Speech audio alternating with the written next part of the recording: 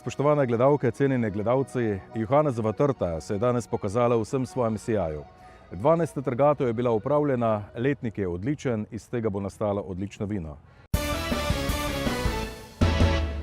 Lep pozdrav v imenu Društva vinogradnikov in ljubiteljev vina Cerkvenjak na že 12. trgatvi naše Johannesove trte, potomke najstarejše trte na svetu.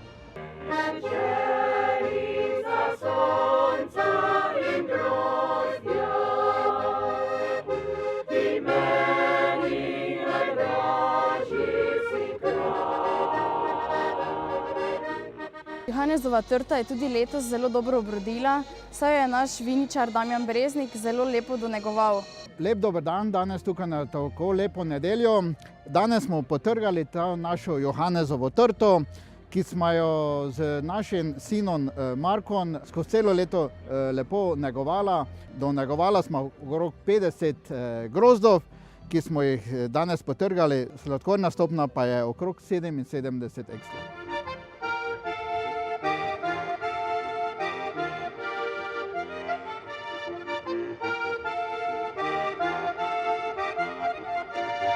Iz grozdja Johannessove trte stisnemo seveda mošt, ki ga potem naš viničar predela v to žlahtno kapljico in to žlahtno kapljico polnimo v protokolarno vino, ki ga potem ob raznih slovesnostih podeljujemo prizadevnim članom iz naše občine in pa seveda tudi gostom od drugod, vsem tistim, ki nekako radi prihajajo na naše prireditve v občini.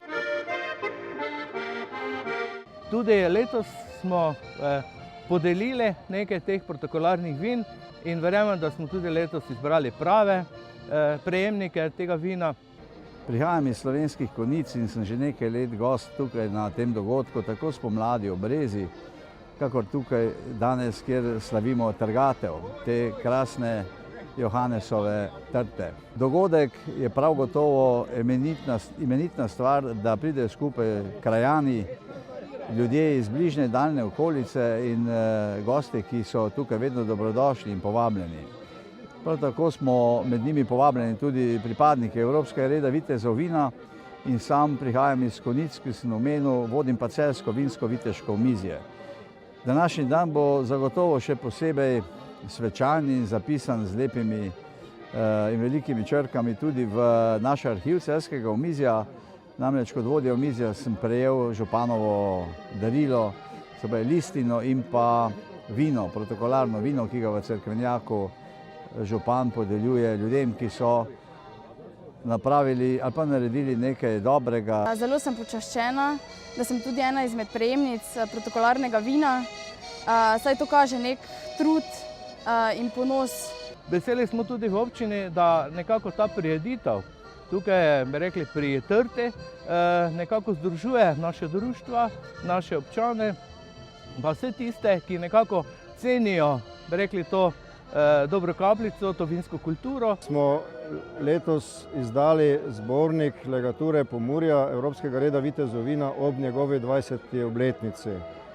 Zbornik pomeni, da smo prehojeno pot 20 let zapisali v besedi, sliki, in da bo to ostalo zanamcem kot dokaz, da se tudi v mladi državi Sloveniji takoj na njenem začetku začelo razvijati tudi viteštvo, vinsko viteštvo kot arhaična oblika čaščenja starih časov na čelu z čaščenjem vina.